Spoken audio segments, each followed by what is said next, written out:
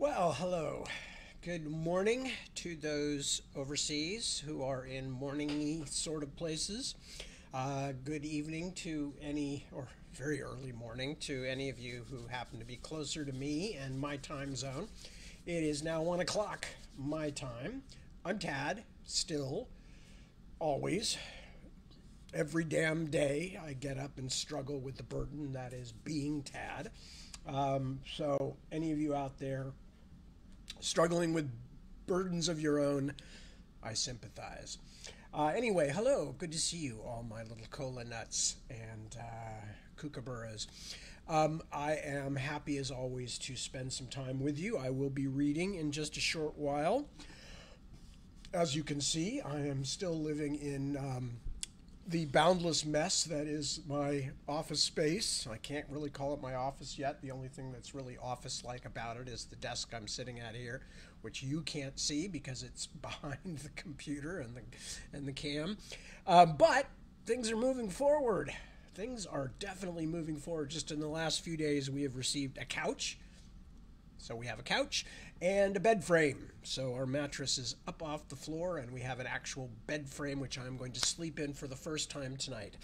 If you don't think that's exciting, you have never spent 2 months as an older person sleeping in a mattress on the floor and having to do complicated fitness exercises just to get up every day. Unfortunately, I'm in hideous pain because of putting the bed together, because it was one of those you have to assemble it things, and not that it was hard or difficult, not even compared to like an IKEA bookshelf, but heavy, heavy, heavy, heavy. I might carry in a bunch of very heavy stuff and lift a bunch of heavy stuff and slot it around and hold one end up while you're trying to fit the other end in and all that kind of thing. I'm sure most of you know how this goes, especially those of you in Europe who've probably done a lot of furniture assembly. Not for any other reasons except just that, actually, probably just as many Americans, so scratch that. This is what happens when you don't have a script, folks. You just wind up saying things and then realizing, I don't know what that means. That doesn't make any sense. Anyway, so I am, however, we are, however, and I am, because I am part of we. Moving forward, we have a kitchen. It is functional. We are cooking in it. We still have weird crap all over the living room because we have to move a bunch more stuff and move things out and store things and all that. But we're getting there, folks. We're getting there. And not that I expect anybody out there to care. I don't expect you guys are like sitting on the edge of your seat going, oh my God, I hope they got their sofa. I'm not quite that solipsistic or self-involved. But just it will make all the working easier. I have been back to working on Ordinary Farm, the final Ordinary Farm book, and I am literally in the last couple of chapters of the first draft. And so I may knock that off by the end of next week, and then I can start putting it into some kind of coherent form, because there's still work to be done on it. But so that's going well. Just reminded me I have to contact my publisher about some questions they asked me about Navigator's Children and how I was going to go forward with acknowledgments and dedications. That's a tough one this year. I have to say it's a tough one this year, because normally when I am writing a multi-volume series and I dedicate the first set of books, as far as I'm concerned, it's one long novel. So like The Dragonbone Chair, I dedicated it to my mom, who was a big influence on me becoming a writer and a reader first and then a writer later on. And then basically that kind of stood for the whole series. And that I dedicated The Witchwood Crown and the first book of that series to my wife Deborah and my publishers Betsy Walheim and Sheila Gilbert. But a lot of very important people have left me since that time. Thank God not my wife and not Betsy, although Sheila has retired. But as you know, I lost both my parents in the last couple of years and things like that. So I'm really wrestling in my head with how I want to, whether I want to add a dedication for them or whatever. I don't know. It's the kind of thing that I have to figure out soon, because even though the book won't be published for quite a few months still, there will be stuff has to go in early. That's how the whole system works. And that's why the book didn't come out last year when it was supposed to, was because I was a couple of weeks late on getting things in, and they went ahead and there was nothing on the schedule for like another year. Or there was no space in the schedule for like another year. Let me think. What else do I want to talk about? Nothing much, really. We're just doing the normal stuff here. We're getting things together. We're moving towards normality. We're trying to establish some more regular working time. I also have a kind of not a deadline, but a bit of a nexus point ahead, because we'll be going to Germany to do some book touring at the end of May. So there's a lot of stuff I want to have done by then.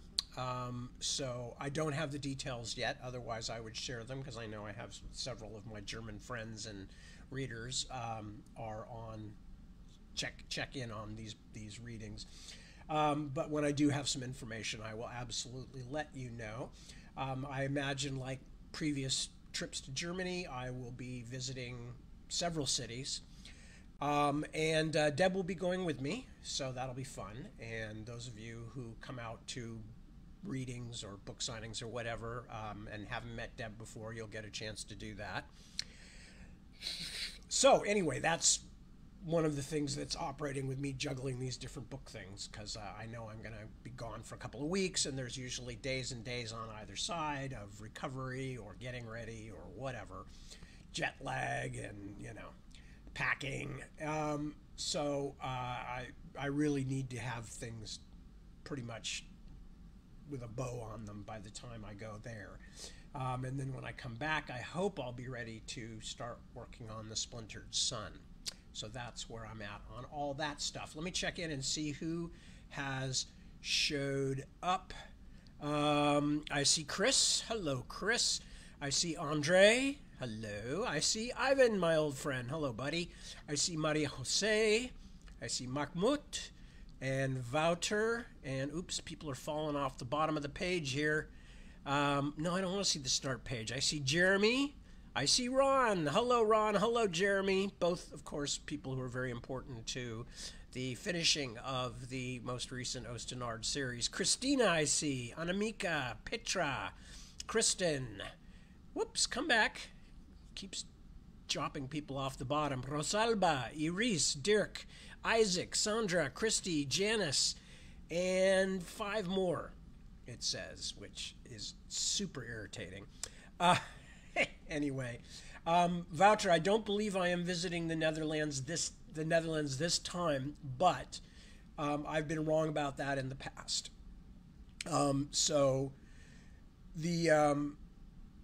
But as I said, the schedule hasn't been sent to me yet. Sometimes when I go to Germany, they hook up a connection with my Dutch publishers. I'm not exactly sure what's going on with my Dutch publishers at the moment, so I will have to check into that. But other than that, I have no information. So it will have to wait, I fear. It will have to wait. Anyway, so what else going on? Just the usual. You will probably, at some point during the reading tonight, you will see little kitty cat creatures wandering around in the back. And they are doing fine. Dogs are doing fine.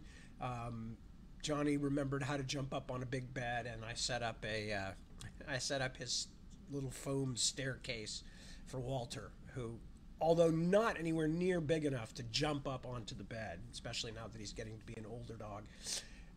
Immediately after getting up the first time, go figure. Immediately after getting up the first time, coming up the little stairs, walks around the bed. Walter's peripatetic. If you don't know that particular word, it just means constant activity. Walter is peripatetic. It always astonishes us because he eats like a sparrow, and yet he's always running from room to room. He covers like 400 times as much space as anybody else in the household, including Johnny and the cats. His route around the house is, I don't know, any of you who are in America have ever seen a pretty famous newspaper cartoon called The Family Circle, and one of the tropes of that is the little kid in it, Billy, that they would, I think it's Billy, they would show you his path during the day, you know, and it's this like convoluted crisscrossing round and about, and like with little marks showing all these things that helped so and so with this, you know, which is supposed to be sarcastic, and did this and then found this and was excited by this, blah blah blah. This whole little map with these little dotted lines all over it, and that's Walter. He's just constant motion. So anyway, he goes up the stairs onto the bed as if, you know, he had just used them yesterday instead of last using any stairs, you know, 10 months ago or something. And then when he got done, instead of going back down the stairs, he leaped off this now much higher bed, crashed onto the floor, rolled over, got up. Now, this is a dog who has fallen off our deck before and fallen like 8 feet straight down onto adobe bricks and walked away from that with no obvious sign of any kind of injuries or whatever. I'm hoping it's, you know, it's because he's light and he has bird bones, because he falls down more, because he's still doing these crazy athletic things, but he's not as well coordinated as he used to be, or not as strong or something. Anyway, but he's fine. Johnny's fine. They're both sleeping. Everybody's fine as far as I know. And I think that's basically all there is to report. I'm hoping that within the next few weeks, this will begin to look more like an office again. I can move all these boxes and crap out, hang some of my pictures that I do miss having, mostly sentimental, and all that kind of stuff. But again, everything, it's still dominoes, and not all the dominoes have started to fall yet, so it will wait. And I did have one little writing thing that I thought was kind of interesting, although I can't really give you the details because it would give away a major plot point. But I'm working, as I said, on the third and final, or at least as far as we know, the final Ordinary Farm book. And I have had a plan for the ending, a certain bit of the ending, a certain where a character winds up or turns out to be, or that kind of thing, that I've had in place ever since Deb and I kind of first started talking about these books, which is a long time now. I think we wrote the first one in 2015? No, earlier than that, 2009. Long time ago. But anyway, I had this in place all this time, and I was just having trouble as I'm fitting together these last bits of the story, because of course my stories always tend to, you know, you got all these disparate plot strands that have mingled and gone apart and mingled and gone apart, and they're all over the place. And then I like to kind of pull them all back together again for the ending. So this, needless to say, because stories change as you're writing them and characters reveal things about themselves as you're writing them, this does not always go smoothly and requires a huge amount of, really for me, what is basically lying on my back, staring at the ceiling, or, you know, listening to ocean noises on my earbuds to block out whatever else is going on. But I was really having trouble with this one. And it's just, you know, it's one of the reasons I've talked about in the past why I'm not entirely a believer in writer's block. Because I think it's mostly failure of confidence. I have been doing this long enough and learned early enough or decided early enough that sometimes you just aren't ready. You just don't know what you're going to do yet, and that's okay, because it usually means that whatever you had planned wasn't really very satisfactory. So I was in one of these modes with this complicated thing in this one particular character and what was going on with them at the end of the story, and just, you know, was trying to make it fit based on what my original thought had been, which I'd been, you know, holding on now for a decade and a half or whatever it's been. And I just suddenly realized that I just really needed to change that. And that was what the main problem was. That was one of the reasons that the blocks wouldn't fit together.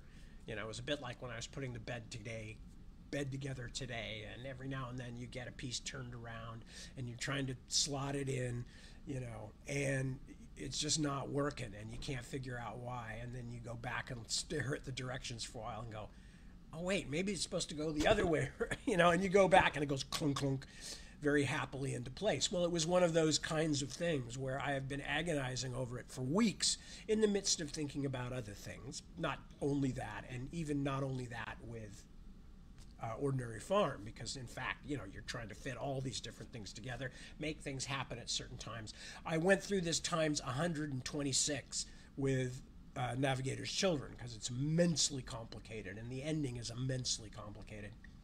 But anyway, and I just suddenly went, yeah, I have to change that. That's not going to work as presently constituted. And I basically just went, well, what if this instead?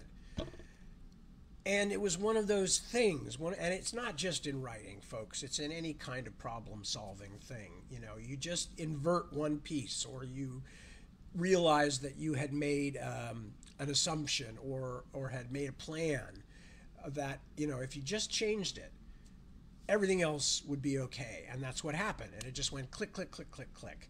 And everything else suddenly fell into place, and I could arrange everything, and everything was going to happen at the right time, more or less. And yeah, I mean, it still requires a little bit of fiddling, but you know, it just changed everything. And I had been laboring over this one point for weeks, trying to figure out how I was going to get all this stuff to happen the way I wanted it to, and how much foreshadowing that it was too late to do that I'd have to do, you know, and it would look really forced, and it would look like at the last moment I had kind of decided to do this, when in fact I'd been doing it for a long time, but hadn't known all the ways to lead up to it, so hadn't been able to foreshadow those, and blah, blah, blah, blah, blah. And then I suddenly realized, wait, no, the answer's right in front of me. I've already used something similar to this several times in the book. It will make total sense. It's in essence already foreshadowed, unlike the thing I was trying to make happen. And it was such an amazing relief, you know, and it just convinced me even more so that sometimes, you know, what feels like writer's block is just that in fact you got the wrong thing. You've got the wrong thing, whatever it might be, and it needs to be changed, or it needs to be rethought in a fairly drastic way. And when you get past that point and it all clicks and everything falls into place, oh my God, it's such a relief. It is such a very fine feeling of like, oh, I'm not stupid. I'm actually pretty good at this. You know, I just got all hung up on this one thing without stepping back from it. And that's the main thing. Step back from it. Think it through. Think of all the possibilities that you had skipped past because you'd already made up your mind that it was going to happen in a certain way. And boom, things are better. So that was my kind of my breakthrough. An incredibly small thing. I didn't even tell anybody about it. There's, you know, Deb hasn't read the rewrite yet, so I didn't want to spoil anything for her because I've changed some things around since she wrote her draft. So I haven't told anybody about it. There's nothing, you know, it's just a small thing that if I tell you guys later on what it was, and I'll try to remember to do that if you'll remind me, once the book is out, anybody who wants to can say, what was that thing you were talking about? And I will be happy to put up a spoiler warning and then explain it. But so I'm in a much better mood about that anyway. So last check to see if anybody else I haven't said hello to yet that I should say hello to. Jessica, there's a new one. Jessica Ashmore. Hello, Jessica. Good to see you. I think everybody else I've already... Oh, Juliet. Juliet Laws. Hello, Juliet. Nice to see you. And I think I've gotten everybody else. And if I haven't, then, well, bad on me. Bad on me. Okay, so I am going to now continue to reading, which is nominally what this is all about. Although, as usual, I wind up blathering for a large portion. Okay, we are on chapter 41, which means we're about 2/3, coming up on 3/4 of the way through the book. Chapter 41 is entitled Hern's Hoard, and Hern, in this case, H-E-R-N, Hern's Hoard. Hern's with an apostrophe, meaning a hoard belonging to Hern. Hern, if you don't know, is the legendary founder of Hernistir, one of the countries of Ostenard. So, chapter 41, Hern's Hoard. A spring storm was rushing across the frost march. The horizon was black and full of swirling movement. the mountains invisible as if someone had dumped a bucket of pitch across the northern world. Aelin thought the great wave front of clouds looked like something alive. By the way, I'm sure most of you out there have read this already, but just in case any of you haven't, or just for those of you who haven't, Aelin has been introduced briefly before. He brought a message to Eolair. He is Eolair's grandnephew. So he is the grandson of Eolair's sister, Count Eolair's sister. So we've seen him before, but now he's got his own part of the story. Aelin thought the great wave front of clouds looked like something alive. "That'll be on us soon, sir," said one of the soldiers as he caught up. By the way, I'm not going to bother to try and do any kind of dialect here because this is all Hernistiri people, so they're all speaking the same language, their own language. "That'll be on us soon, sir," said one of the soldiers as he caught up with Aelin on the hill crest. "Long before we reach Car Ninbar." "Can't be helped." Like the others, Aelin had pulled his hood up against the growing wind. Just in the last hour, the day had gone from ordinary to stormy and dark as ink. "We need to reach the Earl with my Uncle Eolair's message, and we need to do it swiftly. We'll just have to ride faster and stay ahead of the worst of the weather." His squire, Jareth, shook his head. "Not Brynjolf in his silver chariot could stay ahead of that, sir. It will bring darkness within the hour, I warrant. The meadows are still wet and muddy from the winter and full of holes. The horses will break their ankles, or we will break our necks." Bagba's belt. Aelin reined up, turned to look directly at the northern sky. Jareth was right, of course. The storm looked more like an avalanche than any ordinary weather, something that would roll over them and not just soak them, but crush them. Still, his great-uncle Eolair had been very firm that his letter must reach Earl Murdo as quickly as possible. Aelin only wished he knew what was in it so that he could judge how much risk was necessary, but Count Eolair had been very firm. No one but Murdo was to open it, and if it seemed likely to fall into anyone else's hands, it was to be destroyed first. Sir Aelin did not know what the message contained, but he felt certain it had something to do with King Hugh, and Hugh had already shown himself not to be the forgiving sort, so Aelin had kept its existence secret even from his own men. But hanging on to that secret would do no good if they lost their way in the dark or tumbled into a ravine. And outlaws also roamed this part of the southern frost march. Aelin's band of well-armed men would discourage ordinary cut-purses, but not an organized troop of brigands like Flan's Crows or even the Scaliar, who did sometimes range this far south. One of the younger soldiers, a fellow who'd grown up in this outlying part of Hernystir, cleared his throat and said, "Sir?" "What is it, Evan?" "We are not so far from Dunath Tower." "The border station? How near are we?" The young man lifted his visor and squinted across the glen. "Unless I miss my guess, that is the valley of the Inniscrick, just beyond these hills." "The Inniscrick? So near. We have been riding fast, Sir Aelin." He said it almost as an apology. "Well, by old One Arm, I believe you're right." He almost thought he could make the tower out, but knew it must be a trick of the storm. In truth, it had to be too far away to see. Still, they could be there in only an hour or so of hard riding. They would get wet, but they would have somewhere to dry off and stay the night while they waited for the storm to pass.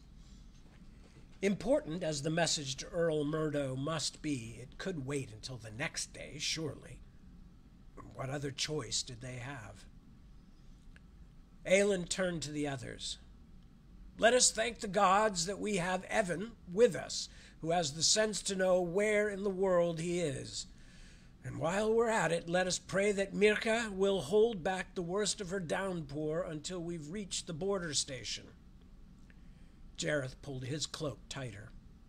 "And let us also pray that they have their cook fires burning and a spigot in the ale cask. We'll need a lot of warming by the time we get there." Aelin smiled but shook his head. I'm afraid you will be building your own fires, my friend. The tower will be empty.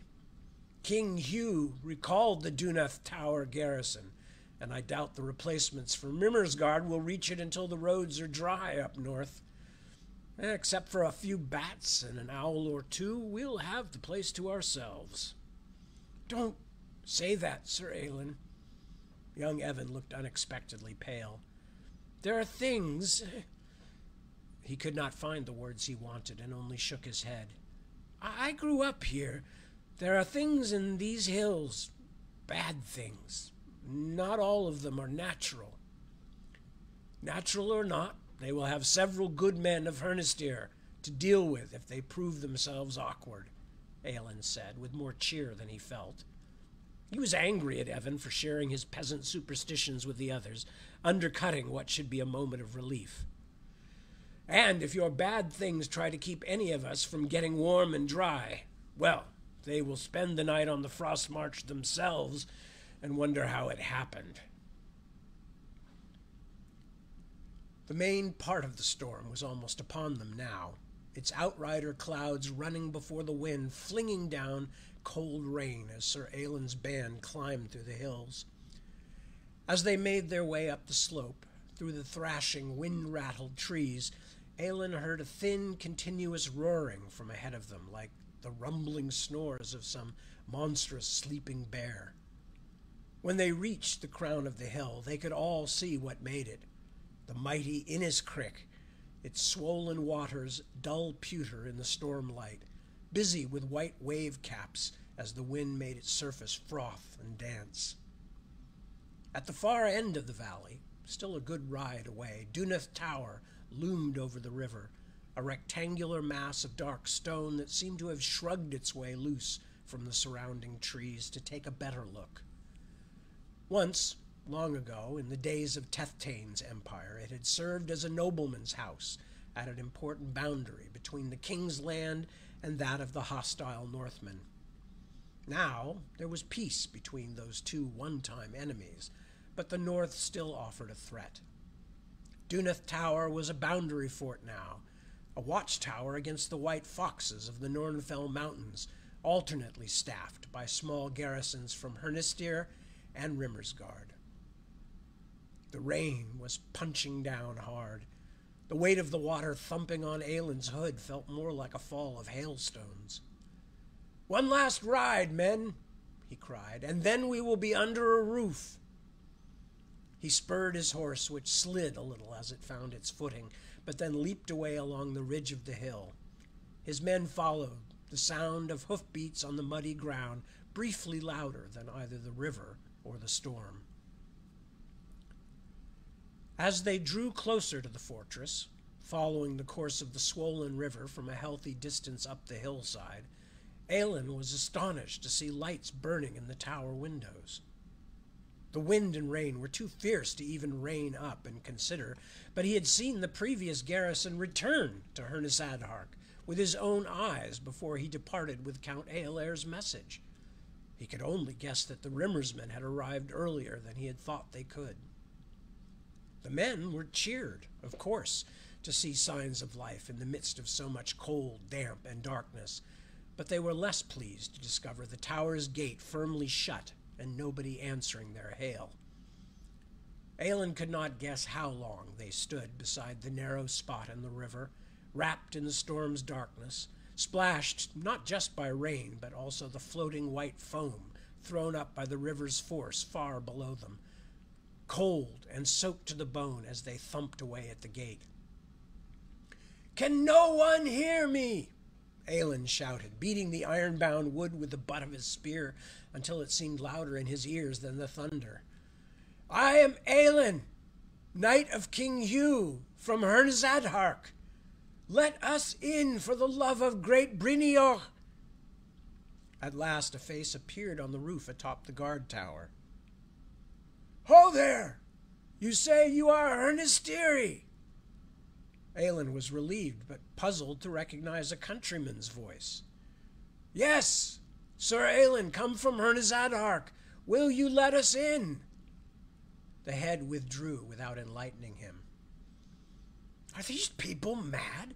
His squire Jareth muttered. They can see we are Hernistir men like they are. Why don't they let us in? At last, when it seemed as if they would be left on the desolate road outside the fort until the storm blew them away or froze them to the spot, the gate creaked open, spilling torchlight into their faces. Aelin received another surprise when he and his men rode through into the tower's courtyard. The armed men who surrounded them wore no insignia, not that of the Hernistiri borderers or the Rimmersmen meant to replace them, and for a moment Aelin feared they had let themselves be taken by bandits. "Who are you?" he demanded. "Who is your leader here?" A man with a thin, weather-beaten face and a nose like the beak of a hunting bird stepped forward. "That would be me, Sir Aelin," he said in perfect Hernistiri. "How do you know my name?" "Easier to explain inside, undercover. You and your men are soaked." Aelin and his troop let themselves be led out of the courtyard and into the tower itself. The tower's bottom floor was the stable. Their horses joined the more than a dozen already tied up there. Then they climbed to the main hall, where a fire was burning in the great hearth, and several more men waited. Here the light was better, so that Aelin could finally make out the insignia on the brooch that held the spokesman's cloak. "You are Silver Stags," he said, surprised. "Every man of us," said the hawk-faced one. "I am Samris, the lieutenant of this company.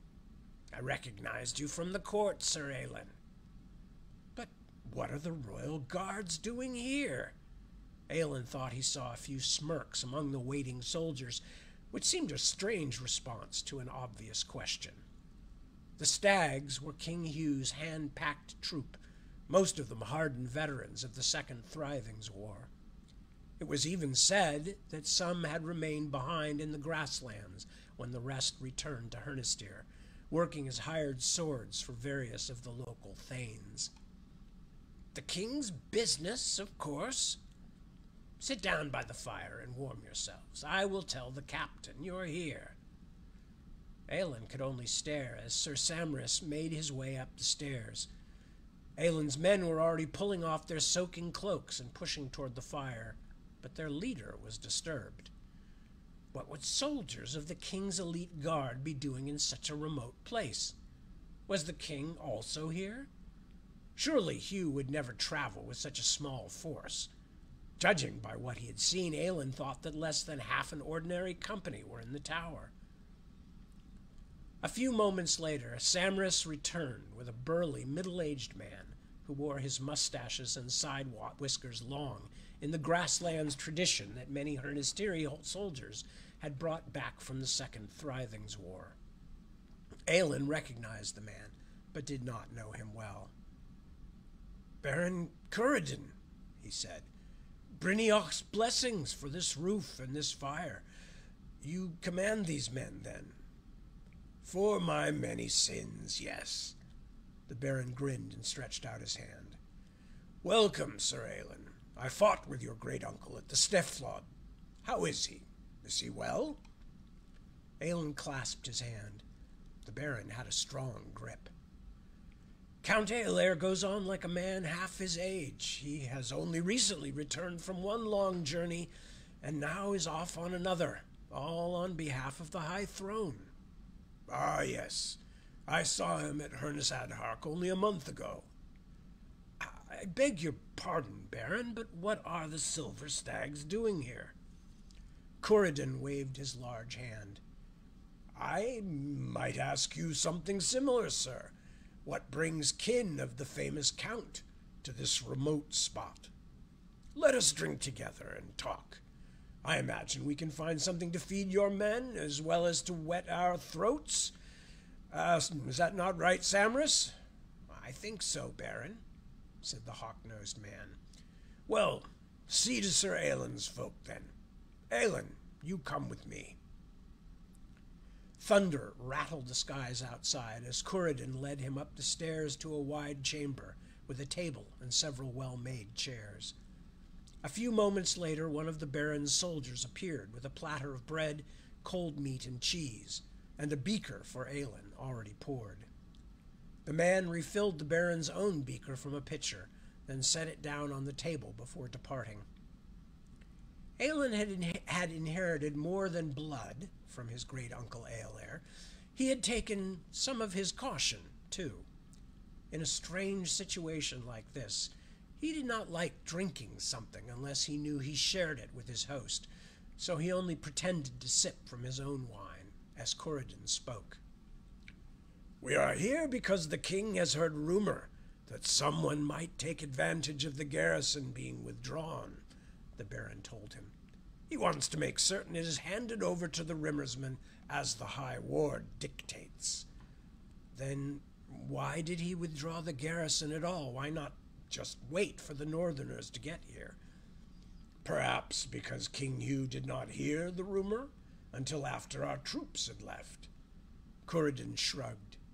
"You have many questions, sir. Why are you here? It seems strange that the illustrious Eoler's nephew should arrive just when the tower was thought to be empty." Aelin had to struggle to keep anger from his voice. "I promise you we had no intention of stopping here until a few hours ago. The storm overtook us on the road. We are headed for Carn Bar. I have messages for Earl Murdo. I can show them to you." "Murdo, eh?" Corydon cocked an eyebrow. "Well, the seals will show me who they're from." He threw back his head and took a long swallow of his wine, then refilled his glass from the pitcher. "Do not make yourself too free with my communications, Baron." Aelin did not like the offhand power Corydon was flaunting.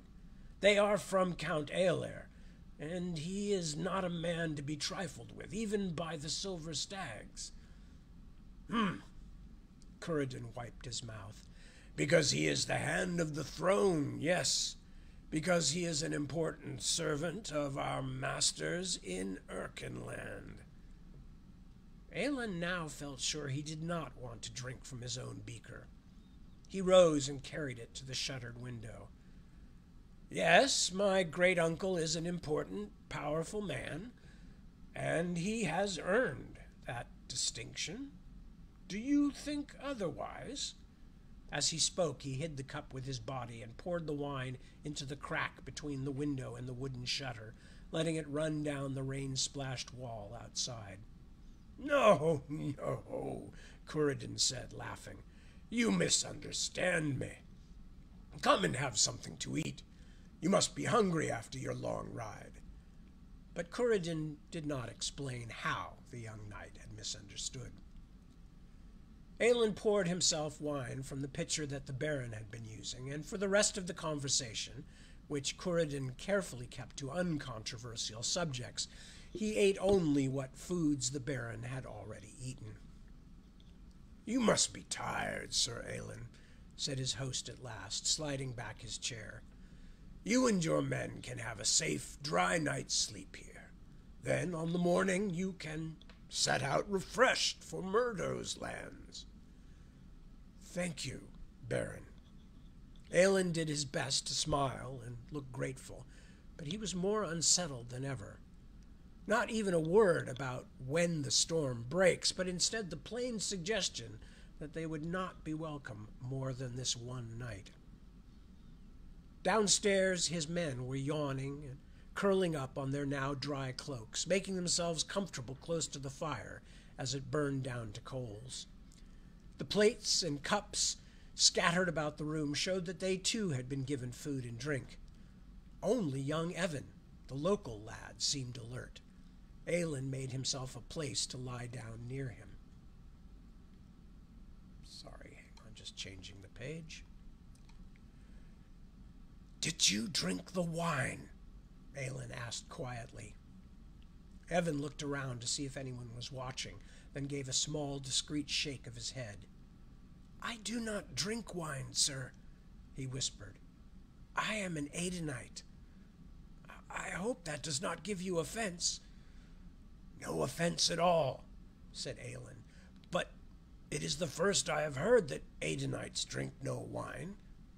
My family belongs to a very severe sect." They were both whispering now. A few of the Baron's men looked over at them, but without curiosity. "Water, Adon's ale, as we call it, is our only drink. Good news, that. We will take... Excuse me.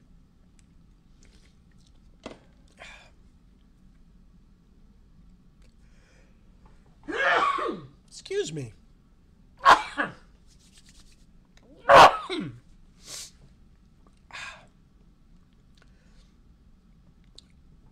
Good news, that, said Aelin. We will take turns watching then. I have an ill feeling about what goes on here. Something is strange, Evan agreed. One of them said they are the protectors of this tower until the Rimmersmen come, but I have never seen such a lax garrison. He looked around the room. They act as if they are waiting for something. You are right. Aelin's heart beat faster. Until now he had not been able to give his uneasy feeling a name, but the young soldier had done it. The Baron's men seemed to be expecting something. Or someone. I will take first watch. Sleep now. I drank very little wine myself, and only from the Baron's own jug. Do not let them know you are awake, Sir Aelin, the young man whispered. I think they expect us all to sleep soundly tonight. I could not sleep now if I had to, Aelin told him. Rest while you can. He lay back and closed his eyes, feigning sleep, but his heart was rabbiting, and his thoughts were chaotic. Outside, the storm bellowed and hissed like some monster that the gods might have fought at the dawning of the world. In his dream, a forest had grown over him as he slept. He could feel the clutching roots, ancient and cold, as they tangled his limbs and dragged him ever deeper into the ground. Hours, the trees whispered, though he could barely hear them because he was surrounded by dark, damp earth, which crept not only into his ears, but his mouth and nose, and somehow even beneath his skin. He was becoming soil, a man-shaped clod of dirt that would fall to pieces beneath the blade of the first plow. All this is ours. He tried to fight loose, to dig his way toward the surface, hoping that in the world he imagined outside the forest, the sun would still shine, that he would be able to see and make his escape. But as he surfaced, pulling back the roots like stiff curtains, he felt the slap of freezing wind. Darkness was all there was, darkness, and the moaning of the air stirred to madness. Then a face came to him through the tangled roots, a pale, corpse-like face. It was his own. He was not digging upward, he was digging down, and he had found his own grave. Aelin lurched up, fighting against the strangling clutch of the forest floor, only to discover that the heavy taproot that had held him down was a hand across his mouth, and the face he had thought his own belonged to the young soldier Evan, eyes wide, cheeks fish-belly white with fear. He was moaning, too, or was that just the wind? Sir Aelin, the youth whispered, wake up! Do you hear that? The sound that rose to his ears was not made by any wind, or if it was the strangest gale that had blown since Brynjolf made the skies. The high, pulsing moan seemed to have words, almost, or at least the sound of them, regular patterns that rose and fell, woven into the howling winds and thunders of a real storm, but unmistakably something else. Bagba's heard. What is that? I don't know, sir. The young soldier's face was slack with fear. All the guards but that one have gone upstairs to see, I think. He gestured to one of the silver stags, who sat with his chin on his chest, not far from Aelin's other soldiers, fast asleep and snoring. "Then we follow them up," said Aelin, slipping his knife from its sheath as quietly as he could, though in truth, with the storm howling outside and the men nearby sawing and buzzing in their sleep, it would have been hard to hear a tray full of plates and cups dropped on the stone floor. Evan drew his own blade, then followed Aelin upward, past the drawing room where they had met Baron Curridon. The great room was empty now, not even a single soldier on guard, so they continued upstairs. As they made their way past rooms meant as living space and storage for the tower's usual garrison, the noise of the storm outside grew louder, not just the screech of winds, but also those odd sounds threaded through the clamor, a dim sense of words and melodies, neither of them natural, neither of them familiar in any way. Aelin thought the singing in the storm felt more dreamlike than even his dream had been.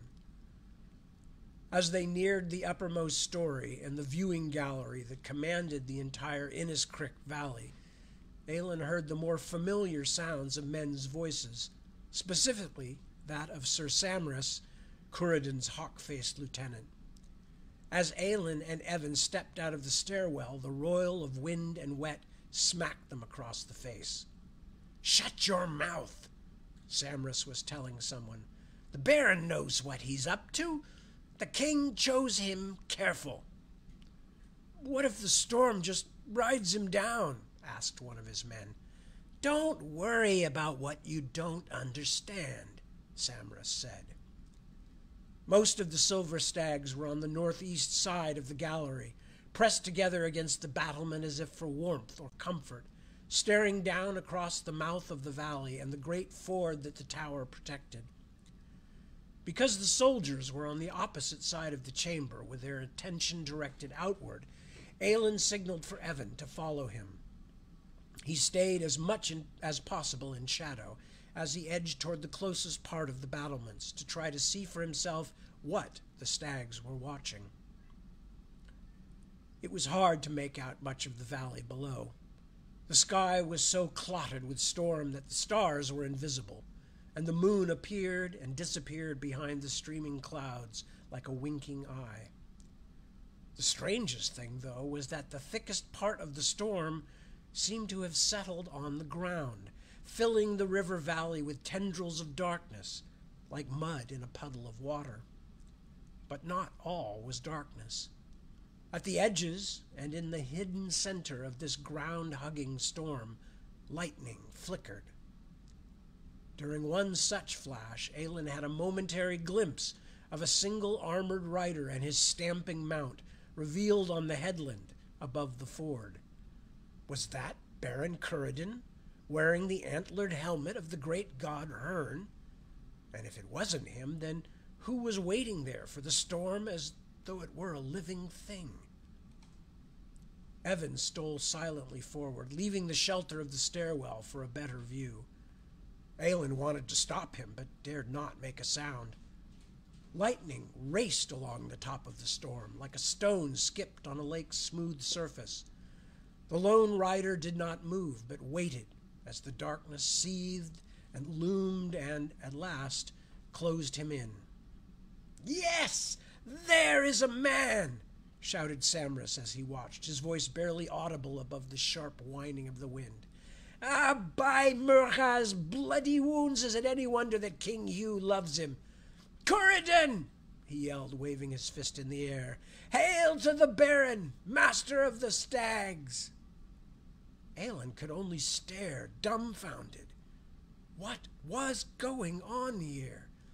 Had the Silver Stags all lost their minds? He turned to Evan to suggest a tactical retreat, but realized after a dumbstruck second that it was not Evan at all, but one of the Silver Stags who had just come out of the stairwell. For a moment, Aelin and the stag only gaped at one another. Then Curridon's man shoved hard against Aelin's chest, sending him stumbling back against the battlement, so that for a moment he actually feared he might fall over into the swirling, windy black. "Look!" cried Evan, who had not realized what had happened. He waved his hand excitedly and whispered loudly again, "Those are more than clouds! There are men in that storm, men or demons. Trespassers! Shouted the stag who had shoved Aelin, loud enough to be heard above the wind.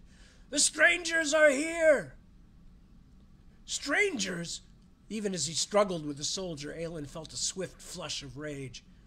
This is Hernestyr's tower, the High Throne's border station. It is you and Corridon who are strangers and criminals. The rest of the stags had turned at the soldier's cry and now came swarming back across the gallery. Aelin still held his knife, but he let them grapple him and drag him down without shedding any blood. They were the king's guard, after all, apparently on the king's orders. If he fought back, they had every right to kill him. Evan, he called, do not resist. But the young soldier hardly seemed to be listening. A stag had grabbed each of his arms, but Evan still stared out into the chaos at the mouth of the valley, his eyes wide with astonishment and wonder. There are silver men in the storm, he cried. Were my parents wrong to deny the old gods? By all that is holy, I can see them. I think they are our ancestors, Sir Aelin. They are so tall, so fair. It must be great Hern and his hunters. But Aelin had listened carefully to his great-uncle Eoler's stories of the Storm King's war. He remembered that when the Scythi had come to Hernus Adharc, the king's daughter had thought they were the gods come to save the Hernestyri people. He felt sure, though, that these creatures hiding in the storm were not the Scythi, but their white-skinned, dark-hearted cousins from the north, being allowed to cross Hernestyri land as though they were old allies. Something more than ordinary treason is going on here, he realized, and in that moment Aelin wished that he had fought to the death, because it was the Scythi's deadly cousins that the Baron was welcoming onto the lands of mortals. The Norns had come to Hernestyr. Next section, although I don't know how far we're going to get before the end of the reading tonight. Next section. The song was so powerful that Vieki found himself lost in it, helpless as a mariner cast from his ship and clinging to a floating spar. The singing seemed to knit together earth and sky into a single great tunnel of darkness, and hours and miles passed in mere flickering, lightning-licked moments as the world rolled away beneath their horses' hooves. Outside of the storm song, it might have been deepest night or bright day, but inside the song Vieki saw only midnight, heard only the wail of the winds. Even the stars, which should have been constant when he could see them through the tumult of the storm, turned into glowing snail trails in the sky, smeared tracks of light that ran from horizon to horizon. The spell-makers from the Order of Song did not cease their music even when their horses stumbled from the pace, or when the great wagons of Vieki's builders toiled up narrow passes through the hills and wove their melodies with such strength that their wordless song seemed to outshout the storm they had called down. But still, Vieki thought wildly, no matter how great the power of their song, we cannot hope to cross the lands of mortals without anyone seeing us, even in these mostly deserted lands. And what will happen when they do? When this invasion of mortal lands is known, it must be considered a declaration of war. And this time we may not survive the mortals' anger and their far, far greater numbers. Vieki had not forgotten the days after the War of Return's disastrous ending and the desperate defense of the Nakiga Gate. The survival of his entire race had hung on the courageous sacrifice of a few hundred of his people. Such a small number, yet at that moment it had seemed so large. As he and his workers from the Order of Builders had struggled to shore up the defenses while the mortals beat against the gates, he had felt sure he was living through the last moments of his people. Even in the aftermath, after the mountain fell, the gates were sealed and the mortals retreated, it had seemed unlikely that the Hikeda'ya would ever again be more than a small, doomed tribe, a shadow of their former greatness that would wither away at last. Why have the Queen and Akhenabi set this in motion? How do they think to cause anything but the final destruction of our people? Even as these heretical questions came to him, the music of the singers changed tone. The riders slowed, and Vieki, without conscious thought at first, slowed with them. He felt a superstitious flutter in his heart, the certainty of a child who had done something bad and could not escape from the knowledge of it. The Queen heard me. She heard my blasphemy and my weakness. And just as quickly another thought shouldered its way into his mind, the stern voices of his teachers and elders. Of course Queen Utukku must know what she was doing. She was the great mother of the Hikeda'ya, and her every thought was for her people's safety. She, of all living things, had seen the garden and knew what had been lost. Who was Vieki to question her? 100 high magisters had ruled the House of Walls since Utukku had first come to this land. Vieki himself had recited the name of every one of them at his investiture. He was still but a child compared to his immortal queen. His heart pained him as though he had been stabbed. Forgive me, great mistress. Forgive me, mother of all. The great company now slowed and halted, but the storm did not dissipate. Instead, it surrounded them on all sides, growling with thunder. In a sudden new flare of lightning, Vieki could see his builders waiting, their eyes wide, but their faces rigid as masks, so that they might have been mummers at the ceremony of the lost garden, acting out an ancient tragedy. The singers still made their music, but it was muted now, as though all the riders waited in the eye of a storm. Time passed, but nothing changed, as if they had reached their destination. Time passed, but nothing changed. If they had reached their destination, Vieki wondered, why were they not making camp? If something unforeseen had stopped them, like the arrival of mortal warriors, why did he hear no sound of conflict? He rode forward against the stiff wind until he found Buyo, the leader of the sacrifices. "Commander, tell me what is happening," he demanded. "Why have we stopped?" The officer bowed his head. "High Magister Vieki, your pardon, Great One, but we have made a promise for the right to cross these lands, and must fulfill it." "A promise?" Vieki was growing tired of the pretense that he was in any way leading this expedition. "I do not understand." "Nor do I, Great Lord, but that is all I know." Again, Buyo bowed his head as if offering it for the axe. Many great years earlier, when Vieki was young, a magister of one of the great houses could have had even an important officer like Buyo killed for such a vague, unsatisfying answer, and no one would have thought it either unusual or unjustified. Vieki was more open to change than many of his caste, but at the moment he could not help a nostalgic yearning for those bygone days. "How may I learn more?" "Host singer Sogeyu will be back soon, I am told." Buyo made a gesture toward the squall of rain and wind to the southwest. "She will doubtless answer all your questions, Great Lord." Vieki had no choice. To complain or protest would be to show himself weak, and weakness was like a fracture in rock. Eventually it would lead to collapse. He nodded. "I will wait." And that's where we're going to stop, because that's the end of a little, well, there's a pause there before the next bit starts.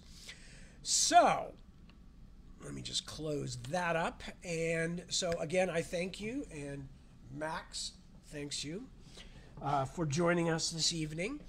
It was fun. I enjoyed it. And except for the sneezing part, that wasn't much fun. But that happens sometimes when you're sitting in a room full of cat hair, even with the air cleaner on. So, with that, I thank you again and tell you I will be returning at 7 p.m. to continue, and we will find out what exactly is happening, although we pretty much figured it out already since we saw the mortal side of it, and now we are seeing the Hikedaya side of it. But anyway, we will return, and I will return, and I will read more starting at 7 p.m. Until then, please take good care of yourselves. Very important. I have a decent amount of readers out there in the world, but each one of them is important to me. So please take good care of yourselves. Take good care of your loved ones, friends, and neighbors, too, to the best of your ability. We can all lend a hand sometimes, here or there, and benefit those around us.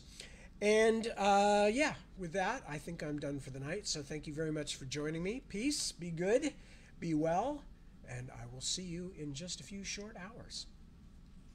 Ciao.